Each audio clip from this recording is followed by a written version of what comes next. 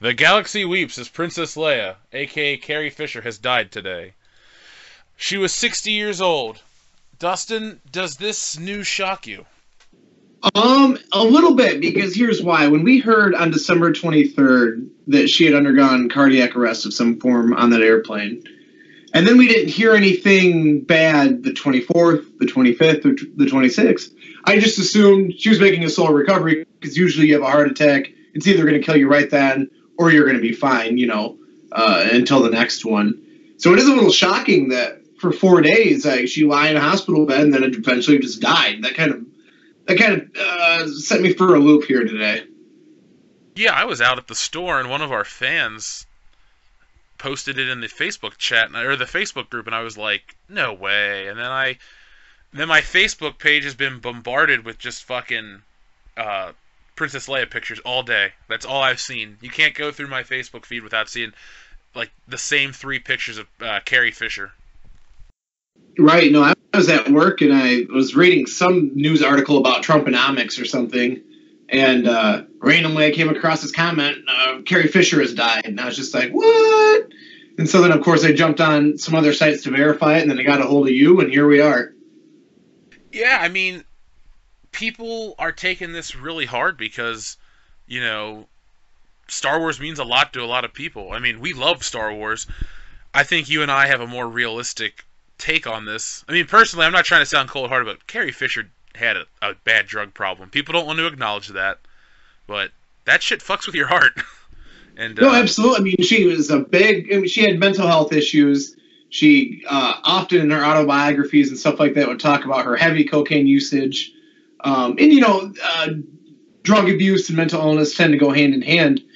But I liked her outlook on life. A lot of people gave her crap for how she looked in episode 7, and she said, hey, my body is just the vessel that transports my brain.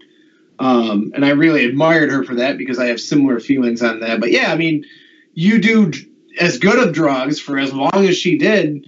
60 is actually a great number to make it to. Yeah, I mean, like I said, this isn't meant for us to sound cold-hearted and cruel and all that shit, but I mean, I'm just being realistic to the fact. But it is sad. I mean, Star Wars has kind of had this big resurgence. She was in episode 7. I know her stuff was filmed for episode 8. And it was weird. The last time you'll ever see Princess Leia on screen with Carrie Fisher being alive was that eerie CGI model.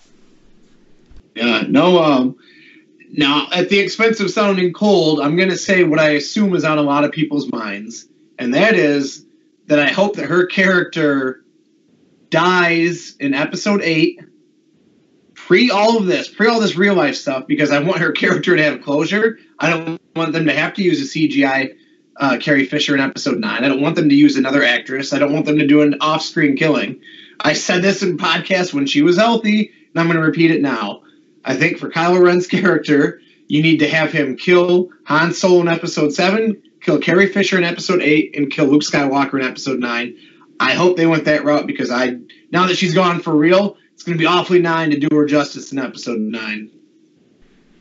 Yeah, I'm not even thinking from the Star Wars aspect, because with these new episode movies, I don't give a shit about them. It's like, oh well, whatever. Right.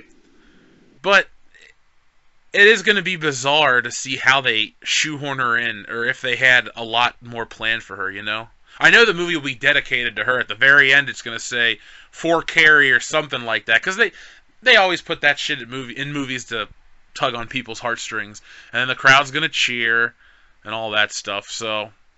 Right, even if a fucking camera guy dies, or a lighting guy, or a gopher, or a best boy, they always put it dedicated to, so they're definitely going to do it here. Yeah, I mean, I don't really know what to say. I am still a Star Wars fan, more so when I was a little kid than I am now, and Princess Leia was always cool. I do find it weird, though. I met China this year, and I walked up to her and I said, China, the only two female action figures I ever had as a kid were Princess Leia and China, because you both were cool. And now they both died in the same year, so that's a little bizarre. But other than that, I feel like this is all the makings for like a 1980s kids movie. Every time you buy a person's action figure, they die. Well, I just bought a Luke Skywalker one today, so I hope Mark Hamill's not next. Oh, God. But no, Harrison Ford's let's safe really though. quick just run through for the fans. I mean, everyone knows her from Star Wars. That is her big claim to fame. Anyone who pretends like she had a bigger role than that is just trying to be a pretentious hipster douchebag. But she was in a lot of stuff. Obviously, she was in Star Wars episodes 4 through 7, and the upcoming 8th one. She was in The Big Bang Theory. That's gross. She voiced Angela on Family Guy. She was in the show Entourage, which is a guilty pleasure of mine. Fanboys, obviously. Appeared in Shitty Ass Robot Chicken, 30 Rock, Weeds, Smallville. So she had a big career even in the 2000s. You know, I think a lot of people forgot about her, but she was always doing something. And I know that she also wrote scripts for Hollywood. I know she worked on Hook. She worked on a bunch of films that were in trouble. I think Sister Act was one that I read. Jeff, what else do you know her from? Well, you're forgetting the Blues Brothers. She played Belushi's girlfriend. That came out the same year as Empire Strikes Back. She was in The Burbs. Those are two really awesome movies. When Harry Met Sally, I saw that for the first time with my grandma the other week. I didn't like it, so whatever. That's neither here nor there. But she was also in Jay and Silent Bob Strikes Back and Scream 3. So those are all movies that I own and have seen multiple times, and I always have seen her in it. But realistically, she didn't have any other starring roles. She was in Austin Powers as well. She's always just kind of there in a movie, you know. I don't think she wanted any more than that. I think she was happy with Star Wars doing what it did, and she came from money, so it's not like she was she was wanting for anything in life. I mean, Carrie Fisher had a good life. Oh, absolutely. Another thing I liked about her was, you know, all these people that, you know, they were against the whole slave Leia outfit and all this shit. Carrie Fisher, the woman who was actually in that outfit, defended it. She didn't go the whole feminist route about the sexualization of women. She explained that that's what the character had to do because it made sense for the story. And you don't see that often. You always see people go, oh, yeah, I regret that, blah, blah. No, she stuck to her guns, and she said it was the right decision. You gotta admire a lot of the things she did, you know, on and off camera. Oh, I do. I mean, I liked Carrie Fisher a lot. Yeah, what I liked is that she always, because it's never going to change, but her and I had the same birthday, so I always thought that was cool. It's like, well, you know, people get to share birthdays with other celebrities. At least I got Princess Leia. And like I said, Princess Leia was one of the few female action figures I wanted as a kid because she was just as cool as the dudes to a degree. They didn't shoehorn any feminist agenda back then. It's just like, hey, she can shoot a gun and she talks shit. You know, enjoy Princess Leia. Absolutely, and that's, you know, whenever people talk about a lack of strong female leads in Hollywood or whatever, Princess Leia, been around since the 70s, always, she would stare Darth Vader in the fucking face and just lie to him. And she didn't back down, but she would dress like a slut if she had to. She was everything you'd want in a woman as a character. And off screen, I hear she fucked a lot of people and did a lot of cocaine, so I would love to hang out with Carrie Fisher. Well, maybe you will on the other side.